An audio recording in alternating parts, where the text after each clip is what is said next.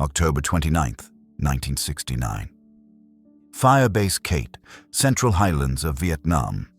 Captain William Albracht steps to the edge of the sandbag wall and raises his binoculars. The jungle below is silent. Too silent. He's 21 years old. The youngest Green Beret commander in the entire war. Behind him, 26 American soldiers and 150 Montagnard fighters wait in positions scattered across the hilltop. The firebase is nothing more than a few bunkers, some wire, and red dirt. Then, the first mortar round screams in. The explosion tears through the command post. Before the echo fades, another and another. Within 60 seconds, the entire perimeter is under fire from every direction at once. Albracht grabs his radio, but already knows what the answer will be. They are completely surrounded. The siege of Firebase Kate would last 3 days. By the time it ended, Albracht and his men would face odds of 20-1, run out of ammunition, lose contact with a higher command, and make a decision that went against everything they'd been trained to do. Abandon their position and attempt a nighttime escape through enemy lines. What happened on that hilltop would be forgotten for decades. No medals, no recognition, just survival. But the story reveals something essential about leadership under impossible pressure, and the razor-thin line between duty and suicide. Firebase. Kate sat on a small ridgeline deep in the Central Highlands, less than 10 miles from the Cambodian border. It was one of dozens of isolated outposts scattered across the region, part of a broader strategy to deny the North Vietnamese Army freedom of movement through what military planners called strategic corridor. These were jungle routes the NVA used to funnel troops and supplies south toward the fighting. Kate's job was simple on paper: observe, report, and disrupt. In reality, that meant living on a hilltop surrounded by enemy territory with limited support and no margin for error. The base itself was crude even by Vietnam standards. Sandbag bunkers, a few tents, barbed wire strung around the perimeter, a makeshift landing zone for helicopters when the weather allowed. There were no luxuries and no illusions. Everyone stationed there understood the math. They were miles from the nearest friendly unit. Air support depended entirely on visibility, which in the highlands meant fog, clouds, and monsoon rains could ground everything for days. If something went wrong, they'd be on their own. Albracht had arrived at Kate only weeks earlier, stepping off a Huey into a world that felt more isolated than anything he'd experienced in training. He was a captain, yes, but he was also barely old enough to drink legally. The men he commanded were a mix of seasoned Green Berets and young soldiers still figuring out how to survive in the jungle. And then there were the Montagnards. The Montagnards were indigenous Highlanders who'd been fighting alongside American forces since the early days of the war. They weren't regular troops. Most were farmers, hunters, villagers who'd taken up arms to defend their land from both the Viet Cong and the NVA. They knew the jungle in ways no American ever could. Every trail, every sound, every shift in the wind. Albracht understood immediately that earning their trust mattered more than rank or tactics. They would fight, and fight hard, but only if they believed in the man giving orders. Daily life at Firebase. Kate followed a rhythm dictated by threat and routine. Patrols went out at dawn, guard shifts rotated every 4 hours. Radio checks came in on schedule. In between, there was maintenance, resupply when helicopters could reach them, and long stretches of waiting. The heat was constant. Sleep was light. Every night, the jungle came alive with sounds that might mean nothing, or might mean everything. Soldiers learned to listen, to watch, to trust their instincts. It was the kind of tension that never quite lifted. By mid-October, something changed. Intelligence reports started arriving with increasing frequency. Radio intercepts picked up unusual chatter. Reconnaissance patrols spotted fresh trails cutting through the jungle, trails too wide and too well used to be anything small. The Montagnard scouts came back from their patrols with troubling news. They'd found abandoned campsites far too large for a typical NVA squad. Cooking fires had been carefully concealed. Footprints suggested organized formations, not scattered guerrilla units. One patrol counted tracks, indicating at least a company-sized element had passed through just days earlier. Albracht reviewed the reports carefully, trying to piece together what was happening beyond the wire. The numbers didn't add up cleanly. Some intelligence suggested a battalion operating in the region, maybe 600 men.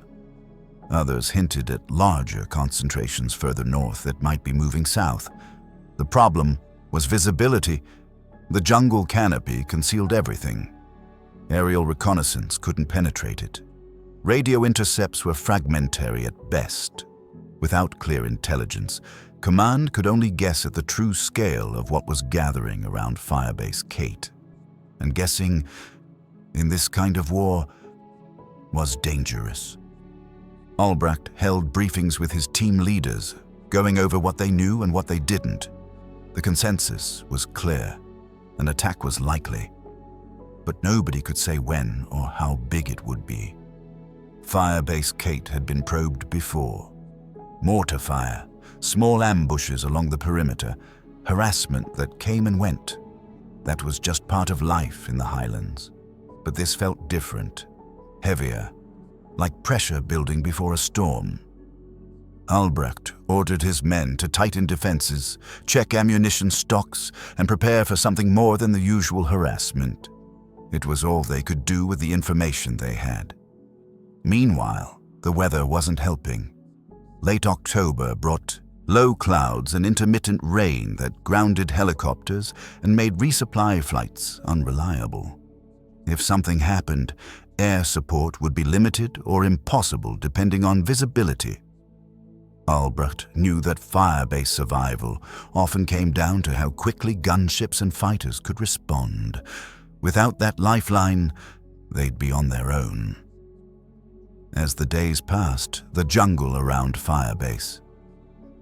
Kate grew quieter in an unnatural way. Birds stopped calling. Even the insects seemed subdued. The Montagnards noticed it first, that eerie stillness that comes before something terrible.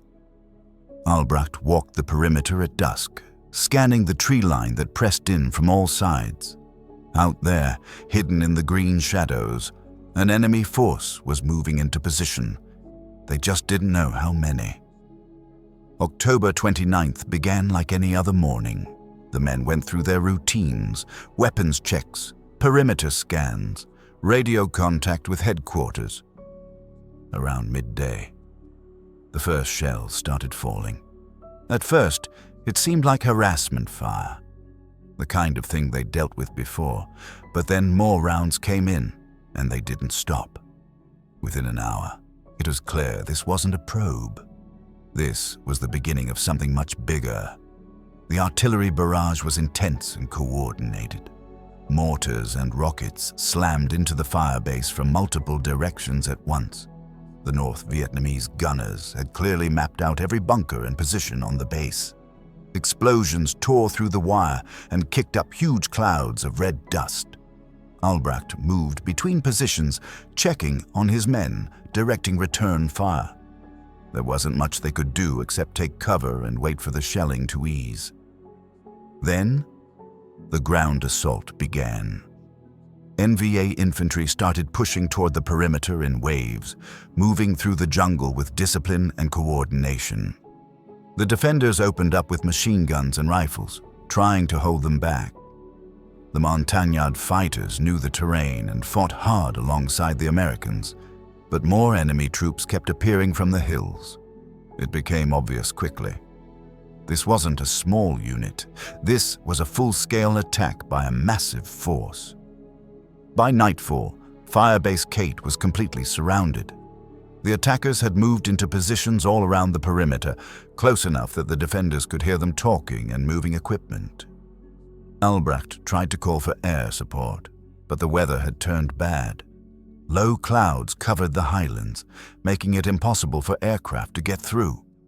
That meant no resupply, no reinforcements, no close air support. They were on their own.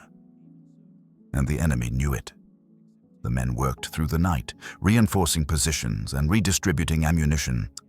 Every few hours, another wave of attackers would test the wire or launch mortars into the base. No one got much sleep.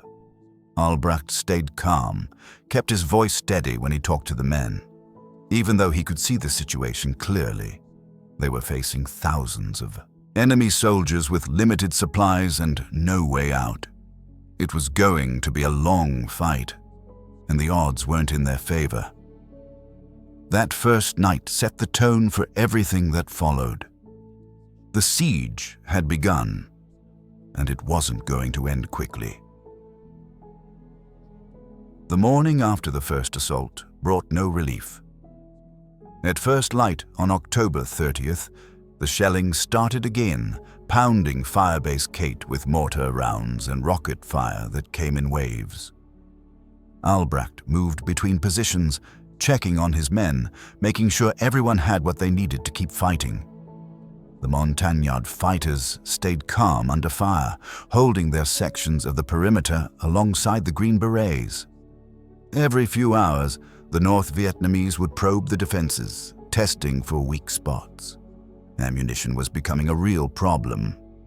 By midday, the men were rationing rounds, firing only when they had clear targets instead of laying down suppressive fire. Albracht sent word to headquarters, requesting an emergency resupply drop, but the weather wasn't cooperating. Low clouds and fog had settled over the highlands, making it impossible for aircraft to reach them safely. Meanwhile, the enemy kept up steady pressure from the surrounding hills. Every bullet counted now, and everyone knew it. That afternoon, Albracht tried calling in air support to hit the NVA positions in the tree line. He could hear the pilots circling above the clouds, but they couldn't see the ground well enough to drop ordnance without risking hitting the firebase itself. After several failed attempts, the aircraft had to turn back. It was frustrating, but there wasn't much anyone could do about the weather. The men on the ground would have to hold on their own. By the second night, exhaustion was setting in. The soldiers had been fighting non-stop for more than 24 hours, and sleep wasn't an option with the constant threat of another ground attack. Albracht rotated his men as best he could, giving small groups short breaks to rest and eat whatever rations they had left. The Montagnards chewed betel nut to stay alert. The Americans drank instant coffee mixed with cold canteen water. Everyone was running on adrenaline and willpower. Even so, morale held surprisingly well. Albracht made a point of checking in with each position personally, offering encouragement, making sure no one felt alone in the fight. He didn't sugarcoat the situation, but he stayed calm and steady, which helped the others do the same. There were moments of dark humor too, jokes about the weather, complaints about the food, the usual soldier talk that kept spirits from sinking too low. They were still holding the line. And that mattered. On the morning of the third day, it became obvious that Firebase Kate was completely surrounded. Patrols sent out earlier hadn't returned. Enemy movement could be seen on all sides of the perimeter.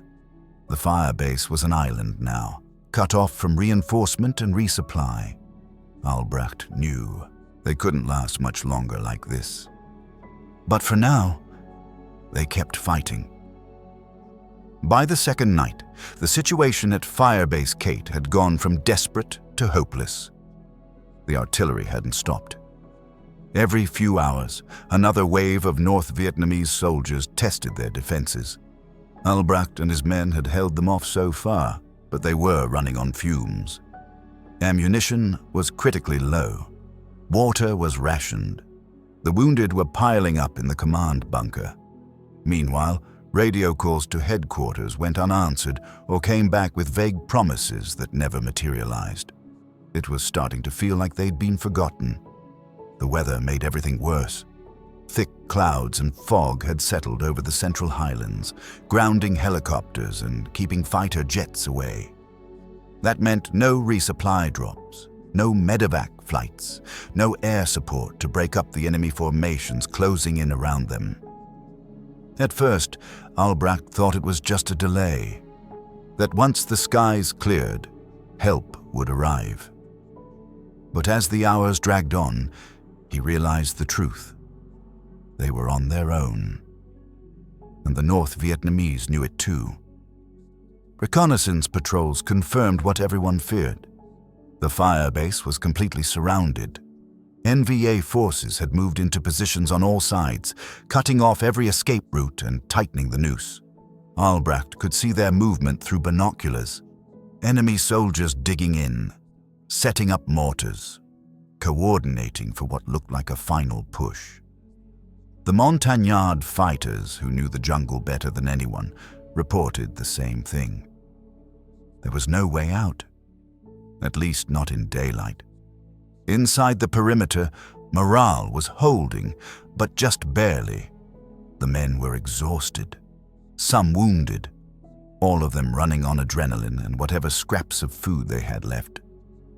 Albracht moved from position to position, checking on his soldiers, making sure they stayed focused. He didn't talk much about the bigger picture. There wasn't much to say, but his calm presence kept people steady, even when things looked impossible. He didn't show panic, and that mattered more than words. By nightfall on the second day, the reality had fully set in. No one was coming to save them. The radio chatter from headquarters had grown quieter, more evasive. Albracht knew what that meant. Higher command had either written them off or didn't have the resources to reach them. Either way, it didn't change the fact that Firebase Kate was surrounded by thousands of enemy troops with orders to overrun it. Staying put wasn't a strategy anymore. It was just waiting to die. That night, Albracht sat in the command bunker and started thinking through options that didn't exist a day earlier. He wasn't ready to give up the Firebase, but he also wasn't going to sacrifice his men for a lost cause. At some point, the math would force a decision: stay and fight to the end, or risk everything on a breakout. For now, he kept that thought to himself. But deep down, he knew the clock was running out. By the morning of the third day, Albracht knew they couldn't hold out much longer. The ammunition was nearly gone. The wounded were piling up. The radio kept bringing the same message: no air support, no reinforcements. Meanwhile, the enemy fire hadn't slowed at all. They were still completely surrounded, and every hour made their situation worse. Albracht gathered his senior men and laid out the reality. Staying on Firebase. Kate meant they'd all be killed or captured within the next day or two. The choice in front of them wasn't easy. Abandoning a Firebase went against everything they'd been trained to do.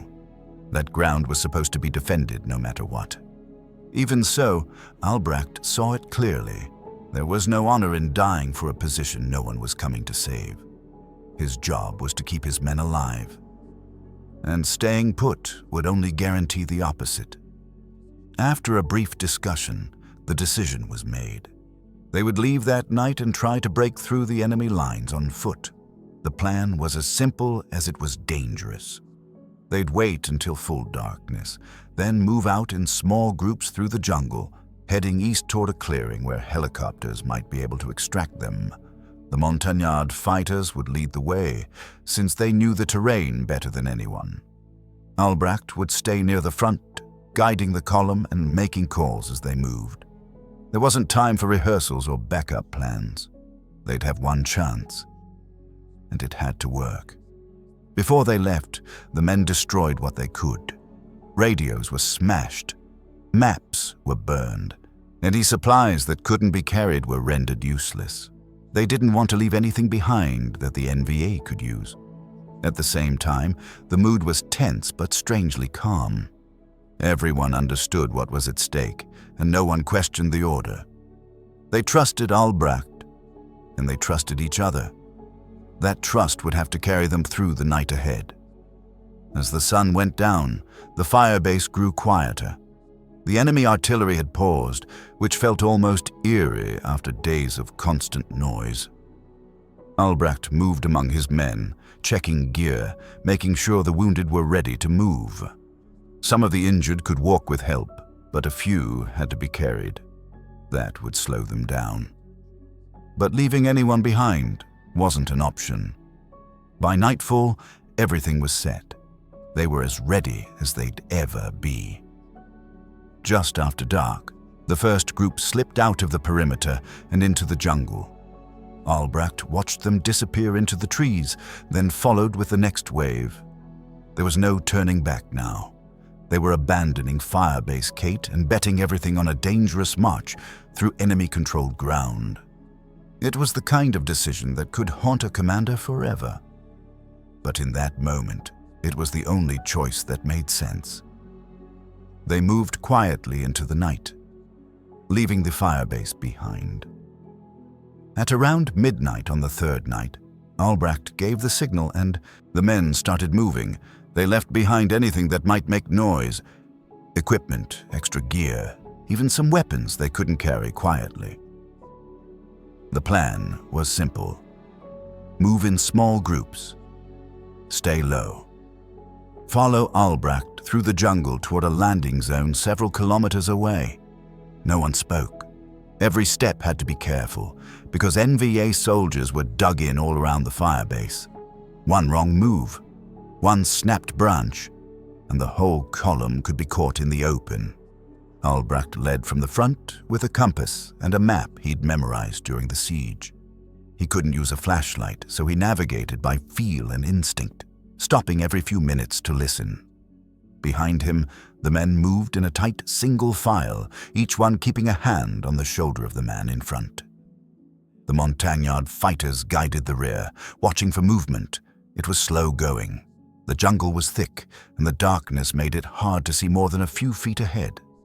But that same darkness was also their best protection. After about an hour, they passed through the first enemy position. Albracht could hear voices nearby. NVA soldiers talking quietly, probably waiting for dawn to launch another attack on the firebase. He froze, signaling the men behind him to stop. They stayed completely still for what felt like forever, barely breathing. Then, when the voices moved away, Albracht waved them forward. They slipped past without being seen. It was the first time anyone allowed themselves to believe the escape might actually work.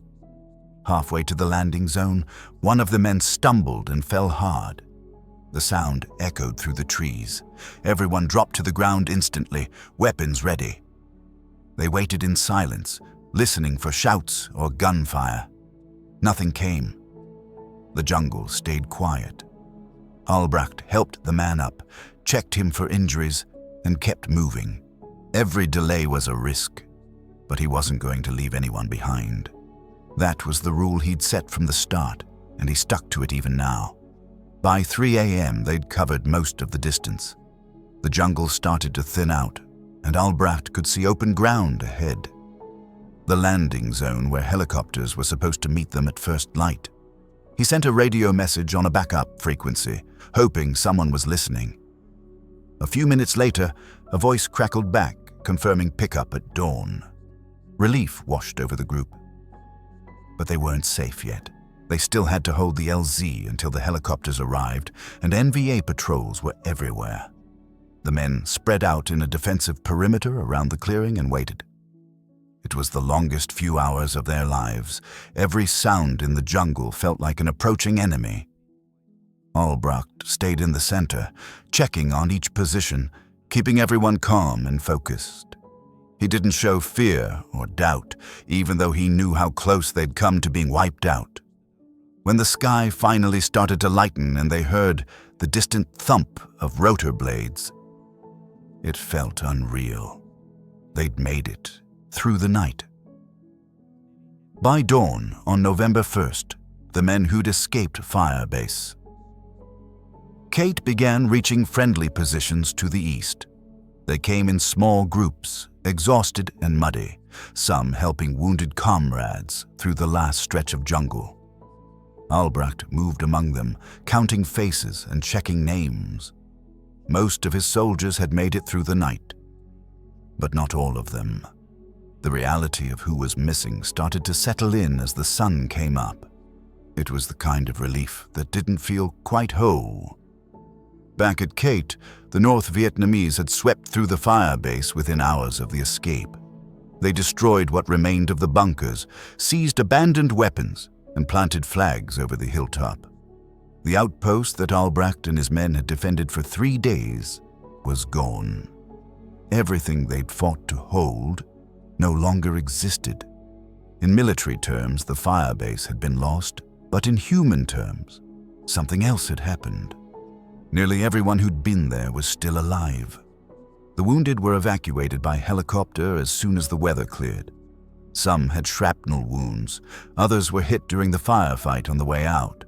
A few had been carried the entire distance by their friend. Medics worked quickly, stabilizing the worst cases and loading them onto medevac birds bound for field hospitals. Albracht watched them lift off, knowing how close it had come to being much worse. Every man who made it onto one of those helicopters was a small victory against the odds they'd faced. In the days that followed, the men tried to process what had just happened. They'd been outnumbered 20-1, cut off from support, left with almost no ammunition. And yet most of them had survived.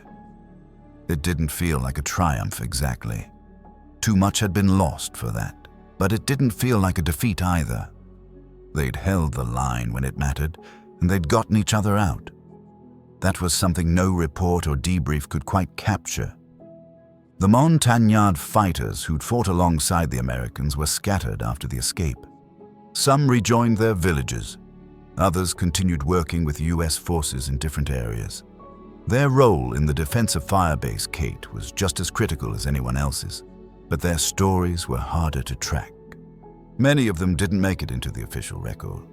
They'd stood and fought when the firebase was surrounded, and that mattered, even if history didn't always remember their names.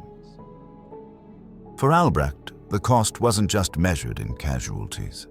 It was in the weight of every decision he'd made under fire, every life he tried to protect, and the ones he couldn't save.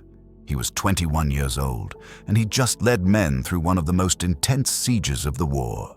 The escape had worked, but it came with a price that would stay with him long after he left Vietnam. Survival, it turned out, wasn't the same as walking away unscathed. After the escape, Albracht and his men reached friendly lines, battered but alive.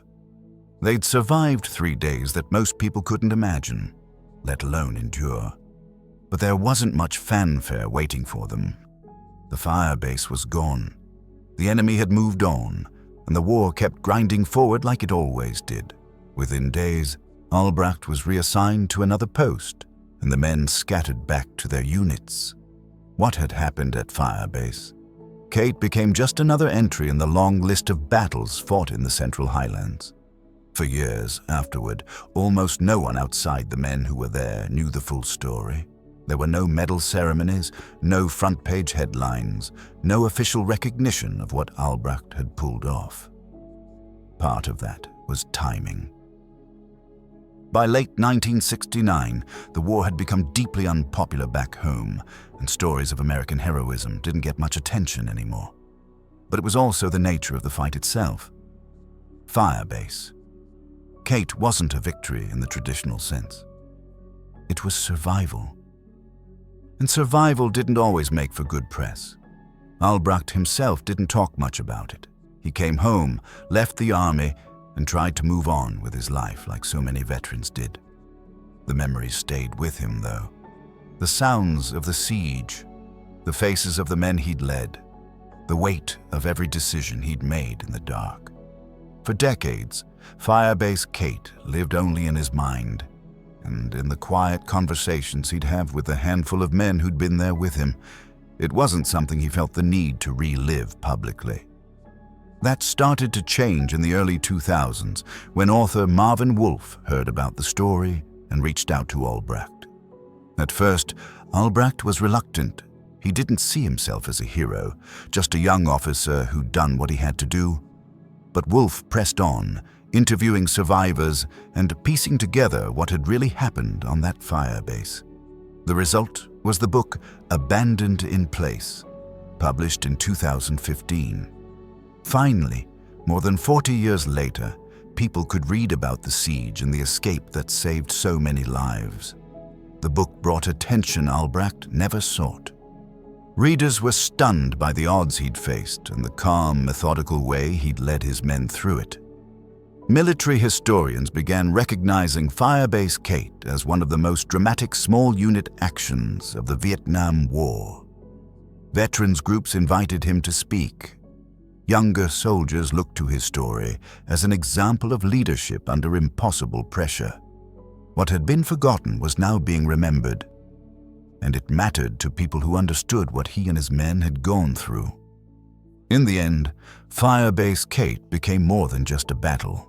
It was a reminder that courage doesn't always come with recognition, and that some of the most remarkable acts in war happen far from the spotlight. Albracht's leadership that October saved lives, and his story, once lost to time, now stood as a testament to what people can endure when they refuse to give up. It wasn't the kind of heroism that came with parades or monuments. It was quieter than that, more human, the kind that mattered most to the men who'd been there and survived because of it.